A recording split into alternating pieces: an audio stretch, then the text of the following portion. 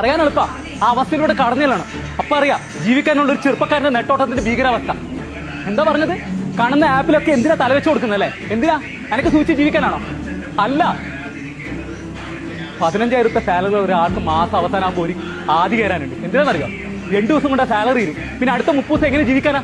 അവിടെ നിന്ന് ഇവിടുന്നൊക്കെ കടം വാങ്ങിയിട്ടാണ് നമ്മൾ അഡ്ജസ്റ്റ് ചെയ്യുന്നത്. ഒരാളുടെ കടം തീർക്കാൻ വേറെ ഒരാളുടെ വാങ്ങിയിട്ട് ക്ലിയർ ആക്കും. വീട്ടുകാരെ അറിയിക്കാനുള്ള നെട്ടോട്ടാ. എങ്ങനെയല്ലോ EMI അടുത്ത് തീരുമ്പോഴായിരിക്കും ഗ്യാസ് തീർന്നു അടുത്ത് നമ്മളെ വിളിച്ചു പറയുന്നത്. അതിനുശേഷം ഇലക്ട്രിക് ബില്ല് വരുന്നത്, വീട്ടിലേക്ക് അത്യാവശ്യമുള്ള സാധനങ്ങൾ, ഹോസ്പിറ്റൽ ചെലവ്, മരുന്ന് ചെലവ്.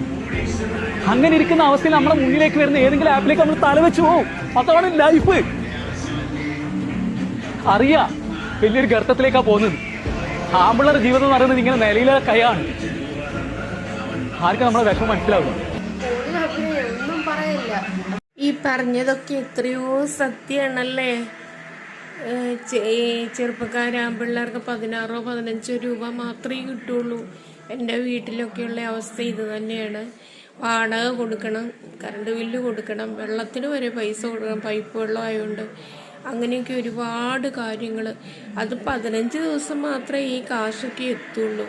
പിന്നെ ഞെക്കി പിഴിഞ്ഞ് കടം മേടിച്ചൊക്കെയാണ് ജീവിക്കുന്നത്. ഇതൊക്കെ വിളിച്ചു പറഞ്ഞ് നമ്മളോർക്കും എന്തിനാ മറ്റുള്ളവരെ നമ്മുടെ ദുരിതങ്ങളൊക്കെ അറിയിക്കുന്നതെന്ന്. അതുകൊണ്ട് നമ്മളെല്ലാം മറച്ചു വെക്കും കേട്ടോ.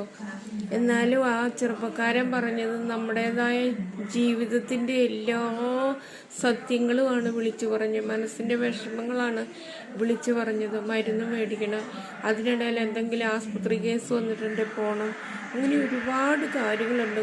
സങ്കടം വരും ഓർത്ത.